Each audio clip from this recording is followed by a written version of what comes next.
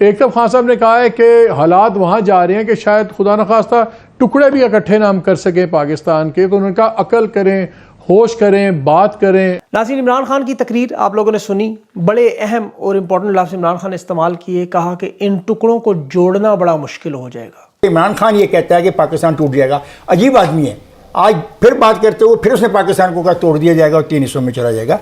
अब उन लोगों का क्या होगा? उन लोगों का क्या होगा जो खान का प्लास्टर लेकर के और चूम चाट रहे थे? ये लोग बोलते हैं कि सो कॉल्ड इंडिया जुल्म कर रहा है कश्मीर में, और ये यूएन के बाहर प्रोटेस्ट करते हैं, यूनाइटेड नेशंस के बाहर।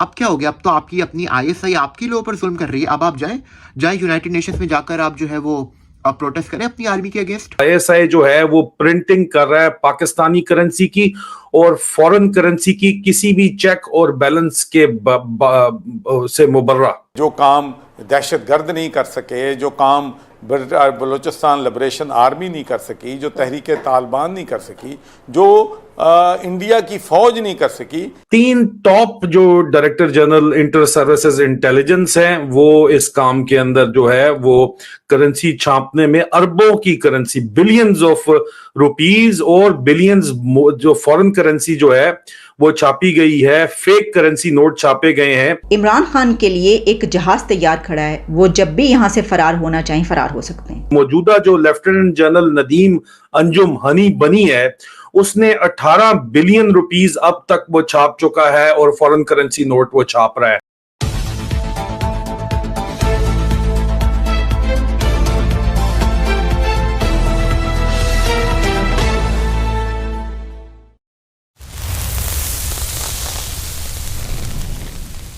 यूरोपियन यूनियन के भी हाल ही में आई थिंक जो जोसेफ बोरेल है, हाई रिप्रेजेंटेटिव है, वाइस प्रेसिडेंट भी हैं, उन्होंने भी डॉक्टर जयशंकर को कहा है कि पायन साड़ी मदद करो। I really don't see the basis for your question because Russian crude is substantially transformed in a third country, then it's not treated as Russian anymore. I would urge you to look at Council Regulation 833/2014. India अब एक modern जो है ना दुनिया की तरह बनता जा रहा है। इंडिया का जो जिसे आप चाय वाला कहते थे, वो बड़ी G7 में बैठ के इंडिया का केस लड़ रहा है।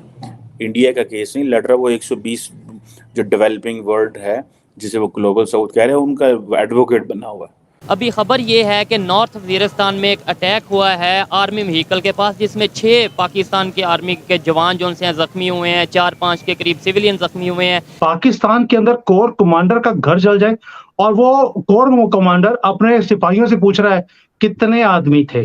सो फर्स्ट टाइम जो है एक जापानीज सिटी विजिट करने जा रहे हैं इंडियन प्राइम मिनिस्टर, ये विजिट करने जा रहे हैं, हिरोशिमा विजिट करने जा रहे हैं। और इंडिया में एक फीलिंग ऑफ अपबीट कहते हैं when you feel you are going up, that's the feeling of upbeat. कि बेसिकली हम जो हैं वो हमें इस्लाम सिर्फ उतना चाहिए था जिससे हम अपने पॉलिटिकल बेनिफिट्स उठा सकें। आपने कभी आज तक सुना है कि सिविलियंस को आर्मी एक्ट के अंदर कन्विक्ट किया जाएगा? ये कलंक का दाग है पाकिस्तान के चेहरे पे आज के नौजवान, और ये आपको आगे जाके पता चलेगा आने वाले सालों में कि ना तो ये इकोनॉमी को संभाल सकते हैं, ना पॉलिटिकल सिस्टम को संभाल सकते हैं। किसी मुसलमान को इजाज़त नहीं है कि वो किसी हिंदू, सिख, ईसाई के मजहब के ऊपर उंगली उठाए। अब ये जो G7 के लीडर जो हिरोशिमा में मिल रहे हैं इस जुम्मे वाले दिन, अब ये कह लें कि ये कहा जा रहा है कि ये फर्स्ट विजिट है किसी भी जो इंडियन प्राइम मिनिस्टर का जब से इंडिया ने जिसे वो कहते हैं ना कि न्यूक्लियर टेस्ट किए थे 1974 में। सो फर्स्ट टाइम जो है एक जापानीज सिटी विजिट करने जा रहे हैं इंडियन प्राइम मिनिस्टर, ये विजिट करने जा रहे हैं, हिरोशिमा विजिट करने जा रहे हैं। इससे पहले तो जारी बात है इंडियन प्राइम मिनिस्टर या इंडियन लीडर जो हैं वो जाते रहे हैं, लेकिन ये हिरोशिमा में हो रहा है जहाँ पे जारी बात है न्यूक्लियर वेपन का इस्तेमाल हुआ था। लास्ट टाइम कहा जाता है कि जो इंडियन प्राइम मिनिस्टर ने हिरोशिमा का विजिट किया था वो आई थिंक 1945 था, जब जवाहरलाल नेहरू ने 1957 में विज़िट किया था अटैक के, जारी बात है काफ़ी साल बाद। अब मोदी जो हैं ये भी पहुंच रहे हैं 19 मई को G7 की समिट अटेंड करने। अब ये इमेजिन करें कि ये क्या ऑप्टिक्स हैं, सिर्फ आप ऑप्टिक्स को देखें, ठीक है जी। और वहाँ पे बैठ के मोदी साहब क्या कह रहेंगे जी, सिग्निफिकेंस पे बात करेंगे जी कि इंडिया वो मुल्क है जो न्यूक्लियर नॉन प्रोलिफरेशन ट्रीटी को जो है ना उसने उसकी साइन तो नहीं किया हुआ, लेकिन नॉन प्रोलिफरेशन की हमायत करता है, ठीक है जी। और आपको पता है कि इन जितने ममालिक हैं इनमें से मेरा ख्याल है इंडिया जो है उसने NPT साइन नहीं की हुई।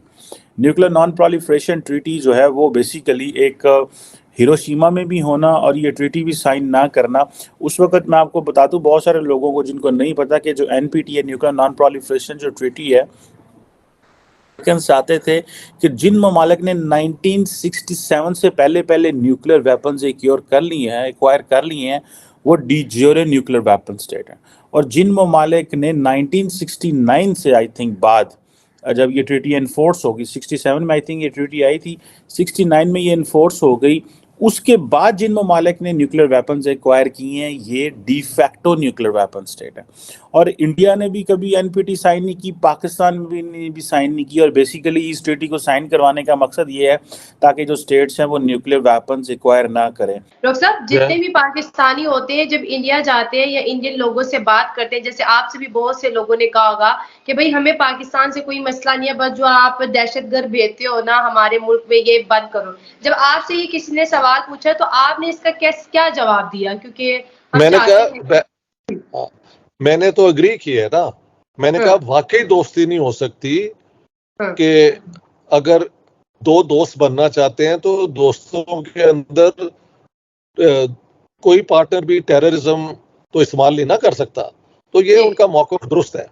मैंने ये समझाया कि ये जो टेररिस्ट ग्रुप्स बने थे एक ज़माने में वो शायद पाकिस्तान स्टेट के काबू में अब नहीं है, वो अपनी हरकतें अपने आप ही कर लेते हैं। तो मुझे नहीं पता कि ये कैसे होता है, because I am not informed from inside ना कि ये किस तरह ये सारी हरकतें होती हैं। लेकिन अब लाइन ऑफ कंट्रोल पे बड़ी देर से अमन ही है। ये अभी पिछले दिनों 5 इंडियन सोल्जर्स मारे गए हैं, तो फिर दोबारा एक आवाज उठी है कि इनके साथ हम क्या रिलेशनशिप रखें।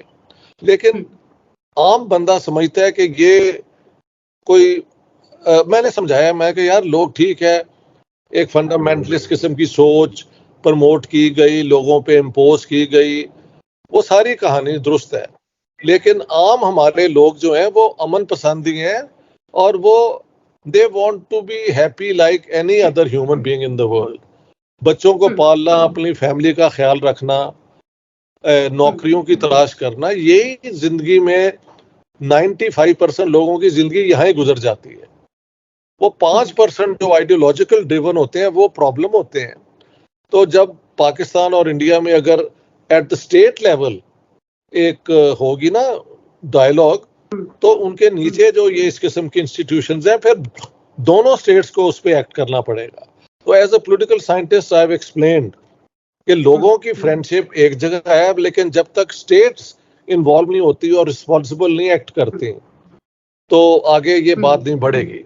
वो कहते हैं जी आपकी तरफ से ये सारा कुछ होता है, ये हुआ, ये हुआ, ये हुआ। मैंने कहा that is the past, you can't undo जो पास्ट हो गया है सो हो गया है। अब मुझे यकीन है कि पाकिस्तान में भी अमन के और पॉजिटिव रिलेशंस के लिए एक सोच है, क्योंकि मैं वहां पे 9 हफ्ते हर जगह ओपन तकरीरें करके आया हूं और मुझे किसी ने कोई अपना एतराज नहीं किया। अभी खबर ये है कि नॉर्थ वजीरिस्तान में एक अटैक हुआ है आर्मी व्हीकल के पास, जिसमें 6 पाकिस्तान के आर्मी के जवान जो उनसे जख्मी हुए हैं, 4-5 के करीब सिविलियन जख्मी हुए हैं। क्या वजह है कि दिन ब दिन अटैक हो रहे हैं? कभी कराची में हो रहा है, कभी पेशावर में हो रहा है, कभी बलूचिस्तान में हो रहा है, कभी वजीरिस्तान में हो रहा है। एक तो वो जो दहशतगर्द अटैक कर रहे हैं और सेकेंडली हम जो आपस में एक दूसरे के ऊपर अटैक कर रहे हैं। इस वक्त मैं पाकिस्तान के बारे में जो अगर बात करता हूँ तो मैं हमेशा ये कहता हूँ Pakistan is a battle field और हम हर वक्त हालत जंग में हैं। जिस तरह कायद-ए-आज़म मोहम्मद अली जिन्ना ने फरमाया था कि जो है पाकिस्तान बेसिकली पूरी दुनिया के लिए एक रीढ़ की हड्डी का काम कर रहा है। जिस तरह कश्मीर के बारे में कहा कि वो हमारी शार आ गया, तो पाकिस्तान बेसिकली पूरी दुनिया की बैटल फील्ड है और पूरी दुनिया की जो एजेंसीज हैं वो बेसिकली अपने एजेंट्स को ट्रेंड करने के लिए पाकिस्तान की सरजमीन के ऊपर भेजती हैं। Pakistan army is a terrorist organisation, ये तो हम सबको पता था, लेकिन ये लोग इतना गिर जाएंगे ये इसका मुझे बिल्कुल भी अंदाज़ा नहीं था। दोस्तों पूरा वीडियो देखने के लिए आप सभी को धन्यवाद। और जो भी आपके मन में विचार आ रहा है इस वीडियो को लेके आप कमेंट्स में फटाफट लिख दीजिए, क्योंकि दुनिया में ऐसा कोई मुल्क नहीं है जो परिस्थिति के शिकार हुआ है, क्योंकि पॉलिटिकल पार्टी खुद चाहता है पाकिस्तान टूट जाए। तो इसके ऊपर ही आज का अपडेट हुआ का, तो इसके ऊपर और कोई अपडेट आ रहा है तो हम ज़रूर मिलेंगे। तब तक के लिए जय हिंद, वंदे मातरम, और ऐसे ही खुशी में रहे।